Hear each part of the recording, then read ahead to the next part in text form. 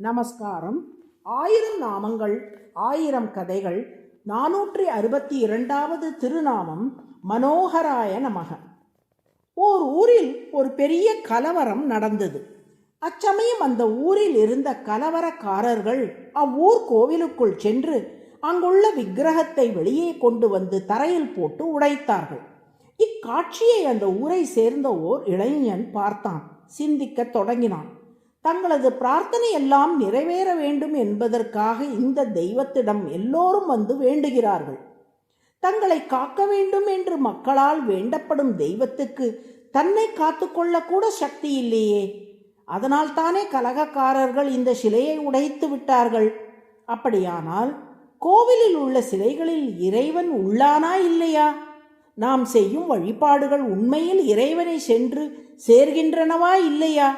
பல கோவில்களில் பல ஊர்களில் இருக்கும்போது எந்த ஊரில் எந்த கோவிலில் உண்மையில் இறைவன் இருக்கிறான் என்று பலவாறு சிந்திக்கத் தொடங்கினான் அந்த இளைஞன்.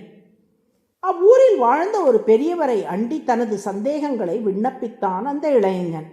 அவர் இளைஞனிடம், கோவிலில் உள்ள சிலைகளில் இறைவன் இல்லை, அவை இறைவனை நினைவூட்டும் சின்னங்களே என்றார்.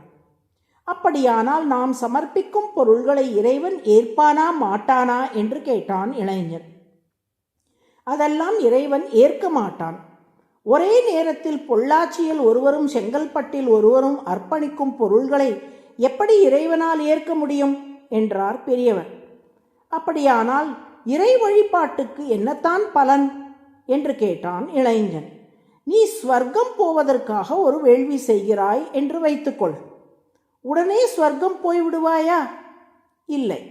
நீ செய்யும் வேள்வி அபூர்வம் என்பதை உருவாக்கும். அந்த அபூர்வம் மற்றொரு அபூர்வத்தை உருவாக்கும். இது சங்கிலி தொடராக தொடர்ந்து பரம அபூர்வம் என்பதை உருவாக்கி பின்னாளில் அது வேண்டிய பலனாகிய ஸ்வர்க்கத்தை தரும். அதுபோலத்தான் இறை வழிபாடு செய்யும் போது அபூர்வம் ஒன்று உருவாகும். அது சங்கிலி தொடராக பெருகி அதுவே பலன் தந்துவிடும். அதனால் இறை வழிபாடு வீண் போவதில்லை என்றார். இதை கேட்ட இளைஞன் தனக்கு ஏதோ நன்மை கிடைக்க வாய்ப்புள்ளது என எண்ணி இறை வழிபாட்டில் ஈடுபடத் தொடங்கினான். ஆனால் அவன் மனதில் பக்தியோ பெரிய நம்பிக்கையோ இல்லை. ஆனால் அடிக்கடி கோவிலுக்கு செல்வதால் நாளடைவில் கோவிலில் உள்ள இறை வடிவத்தை வெறும் குறியீடு என்று ஏற்க அவன் மனம் மறுத்தது. மேலும் நாம் சமர்ப்பிக்கும் பொருள்கள் இறைவனை சென்று அடையாது என்றும் அவை ஏதோ அபூர்வத்தை உருவாக்கும் என்றும் பெரியவர் சொன்ன கொள்கைகளிலும் ஏதோ பிழை இருப்பதாக உணர்ந்தான் இளைஞன். அதனால் அதே ஊரில் வடமொழி வேதம் தமிழ் மறை அனைத்தும் கற்ற ஒரு பெரியவரை அண்டி விளக்கம் கேட்டான் இளைஞன். அவர், கோவிலில் இருப்பவன் சாக்ஷாத் இறைவனே. நம்மை காக்க ராமனாகவும் கண்ணனாகவும் அவதரித்த அதே பகவான் தான் நம்மை காக்க திருக்கோவில்களில் அர்ச்சாவதாரமாக தோன்றியுள்ளான். இறைவன் பல வடிவங்களை எடுக்க வல்லவன். ஒரே நேரத்தில் பத்ரிநாத்தில் ஒருவரும் மதுரையில் மற்றொருவரும் வழிபாடு செய்தாலும் அந்தந்த இடங்களுக்கு நேரடியாக சென்று அவ்வழிபாட்டை ஏற்பான்.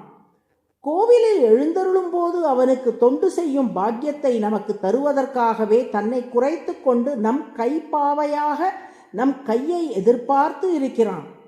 அவன் மீது ஊர்கின்ற புழு பூச்சிகளை கூட அகற்ற முடியாதவன் போல் நாம் அகற்ற வேண்டும் என எதிர்நோக்கி இருப்பது அவன் எளிமையால் மகிழ்ந்து ஏற்றுக்கொள்வதே.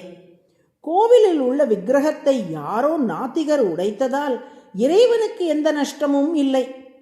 அதனால் அதை பொருட்படுத்தாமல் உதாசீனமாக அவன் இருந்து விடுகிறான். அதே சமயம் உள்ளார்ந்த பக்தியுடன் வரும் அடியார்களிடம் வாய் திறந்து பேசவும் உறவாடவும் செய்வான் என்று விளக்கினான். ஆஹா சுவாமி, இந்த விளக்கத்தை அடியேனுக்கு முன்னமே இறைவன் காட்டியிருக்கலாமே. நான் வேறொருவரிடம் சென்று வேறு விதமான விளக்கத்தை பெற்று குழம்பி போனேன். உங்களால் தான் தெளிவு பெற்றேன் என்றான் இளைஞன். அப்போது அந்த பெரியவர், இல்லை குழந்தாய், இளமை துடிப்புடன் கேள்வி கேட்டு கொண்டிருக்கும் உனக்கு எடுத்த எடுப்பிலேயே இந்த ஆழ்ந்த வேத கருத்தை சொன்னால் புரியாது. அதனால் உன்னை பக்குவப்படுத்தவே அந்த பெரியவரிடம் இறைவன் உன்னை அனுப்பி வைத்தான். அவரது விளக்கங்களால் அதுவரை கோவிலுக்கே செல்ல தயங்கிய நீ முதல் முறையாக ஏதோ ஒருவித எண்ணத்துடன் கோவிலுக்கு வந்துவிட்டாய். நீ கோவிலுக்கு வந்த பின் உன் மனதில் மேலும் சில கேள்விகளை எழ வைத்து என்னிடம் அனுப்பி வேதாந்த கொள்கையை உணர்த்தி உனக்கு முழு பக்தனாக ஆக்கிவிட்டான் பகவான். இது அத்தனையுமே அவன் உனக்கு செய்த நன்மைகள்.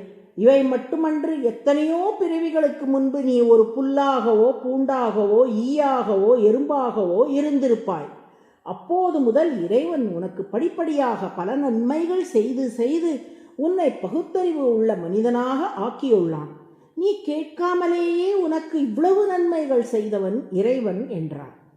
இதை கேட்டவாறே இறைவன் மீது அந்த இளைஞனுக்கு பேரன்பு ஏற்பட்டது. திருக்கோவிலுக்குள் ஓடி சென்று இறைவன் முன்னே நின்று அழத் தொடங்கினான். அறியா காலம் தொட்டு அடியேன் மீது அன்பு வைத்து இத்தனை நன்மைகள் புரிந்திருக்கிறாயா நீ என்று கதறி அழுதான். அவன் மனம் மொத்தமாக இறைவன் பால் ஈடுபடத் தொடங்கியது. இப்படி அடியார்களுக்கு நன்மைகள் பல செய்து அதன் மூலம் அவர்கள் மனங்களை தன்பால் ஈர்ப்பதால் மனோகரக என்று திருமால் அழைக்கப்படுகிறார். நரநாராயண அவதாரத்திலும் நமக்காக தவம் புரிந்து அதன் மூலம் நம் மனங்களை ஈர்த்ததால் மனோகரக என்று பகவானுக்கு திருநாமம். மனோகரக என்றால் மனங்களை கவர்பவர் என்று பொருள். அதுவே சகஸ்ரநாமத்தின் 462வது திருநாமம். மனோகராய நமக என தினமும் சொல்லி வரும் அன்பர்களின் மனங்களையும் திருமால் கவர்ந்தருளுவார். நாராயண நாராயண.